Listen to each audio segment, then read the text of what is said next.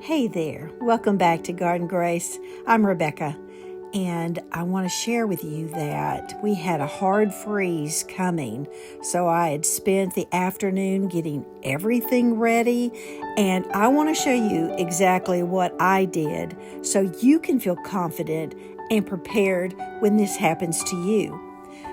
If you've ever stood in your garden wondering, do I harvest this? Do I cover it? Will it survive? Today's walkthrough will give you the peace of mind you need. So let me show you what I harvested, what I covered, and what I left completely alone.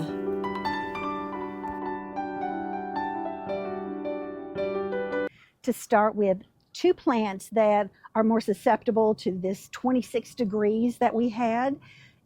It were basil and I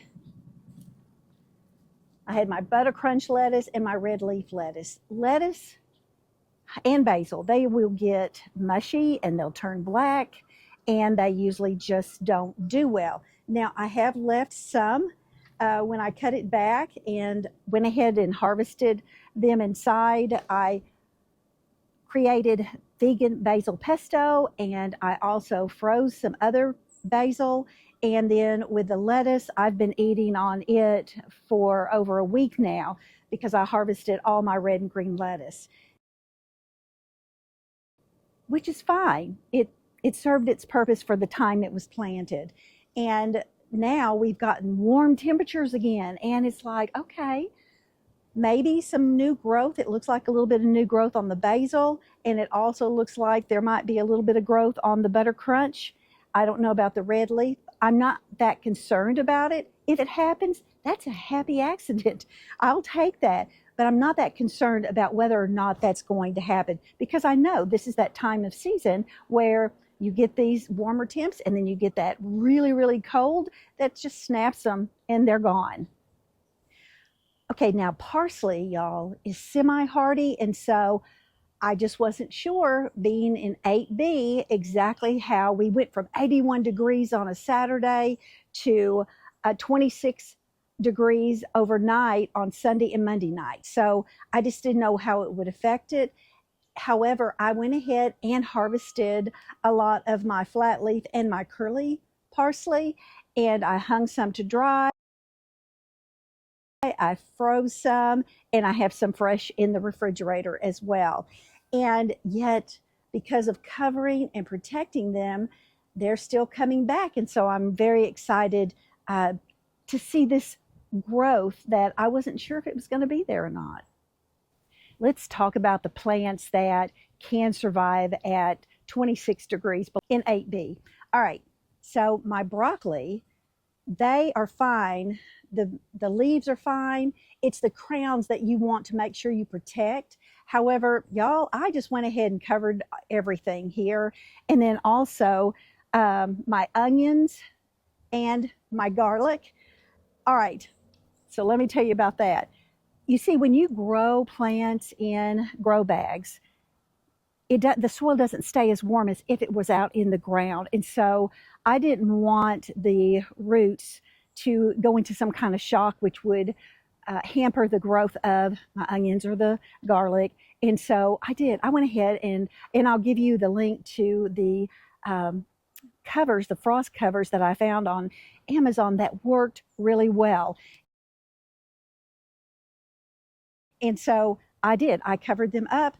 Carrots love the cold, so I really wasn't too concerned. I didn't cover it at all, and it still looks fine. Actually, carrots get sweeter when the temps get colder.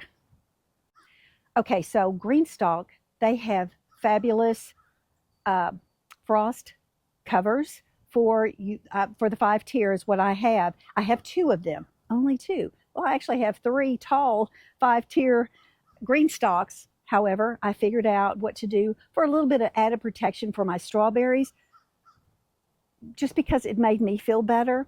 And so again, I did cover this because my Gosha de Oro peppers are still going. They're still growing and producing, and see, they're changing their colors. And I just want to give them as much help as possible. The Malabar spinach, I didn't really care. And this is the Cherry Falls tomato. Will they actually turn red for me? I don't know, but it's kind of fun to wait and see.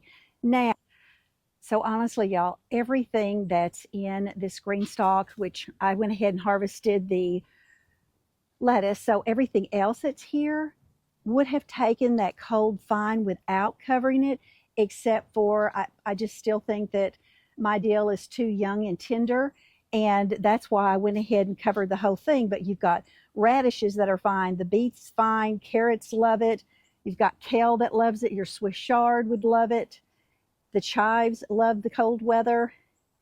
And yeah, so you may think, oh, well, why did you plant dill over there? Because it fit in with my game plan of my fall crops. And that's why I did it. I can't give you any better reason than that. That's just what I did. And I had a cover that protected everything so that I didn't have to worry about the freeze taking anything out. One more thing, y'all, if you've been on the journey with me about my butterfly bush that I'm training to be a butterfly tree, it did well. I just knew it needed a little something extra. And look, it did great. I didn't cover it either. However, I did add a little bit of extra protection with straw around the base just to kind of give it that little warm blanket while the nights were so cold. Oh, and another thing, y'all, my lavender did just fine. It just did fine in the cold. So it's one of those herbs that you don't have to worry about. And, you know, just to take you down here real quick and show you my rosemary plant. Now that one's in the ground. I'm a little more careful with that lavender just because it is in a pot. But see, the rosemary is doing great. So I didn't have to worry about it. And that's what I love about container gardening and finding the herbs and the plants, vegetables, flowers that for that particular time of year is going to work for you, and it doesn't feel like a hassle. Okay, I have a couple more things to show you because I want to make sure that you're not scrambling on the day that you're realizing, oh my gosh, we're going to have freezing weather. What am I supposed to do? Now, pansies, they do just fine in the cold. I didn't have to cover them up at all. And now, this was my tomato top. If you followed that journey, I'll link below about it. And see, I still have blooms and I've got my tomato growing and it's looking so healthy. I couldn't stand the thought of losing it. Again, is there enough time left this fall for the tomatoes to grow and ripen? Maybe if I bring them inside and bring them back out when the weather is warmer, because honestly, our cold weather really doesn't hit until, I don't know, maybe on into December, late December and into January, 1st of February, and then it's gone. We're very fortunate in that we do not, here in Southwest Arkansas, have just months of really cold weather. And what I'm going to do with the tomato plant this next time, I rolled it inside. Well, I don't know if there were a couple of hornets down in that soil keeping warm. And then when I brought it inside, it thought, oh, this is great, because I ended up, I don't know if you can tell right there in the middle of my bottom palm, I got stung by a hornet, and that took me out for a whole day. And I did not get this video to you as soon as I wanted to. And I just want you to know, I had to remember my own message about garden grace. Grace that you give yourself when something happens that derails what your plans were. And just like with your plants, give yourself grace if something didn't work, or if you wish you had planted sooner or just done something different, just give yourself grace. That's just what I needed to remind myself when I did not get this video out to you sooner. It was grace that life happens, and just give yourself grace and start again tomorrow. Okay. When you cover up the plants, do your best that, unless it is specific frost cover protection, that even if it's touching your plant, it's not going to hurt it. sometimes it can burn them. And so I had these stakes because I didn't have anything low enough just to cover them. I used all those smaller ones for the grow bags. And so putting in a stake kept it up and over, like created a tent over them. And that worked out great. A couple more things. And then I think you should be ready for when your weather turns very frigidly cold and you need to protect your plants. Now, on my strawberries, I did put some burlap material around them. We've got our little babies still rooting in their cups and a little bit of discoloration on the leaves right now. However, strawberries do okay down to 20 degrees.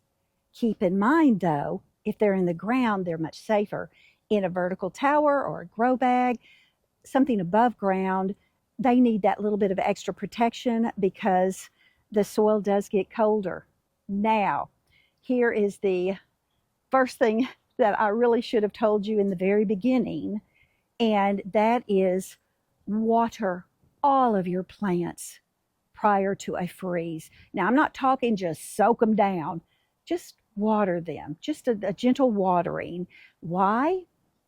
Again, with vertical gardening and grow bags, it helps collect that heat from the sun during the day, and then it keeps it warmer at night. It creates that insulation that you're looking for your plants. For us, it's doing the soil, and that's just the best thing I can tell you to do. Unhook your hoses, cover up your faucets. That's exactly what I did on that day. It was a lot of planning and preparing for the freeze.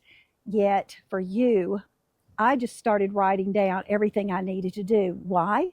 So that next time, it's like a checklist. I can just pull it out and say, okay, did I do this? Did I do that?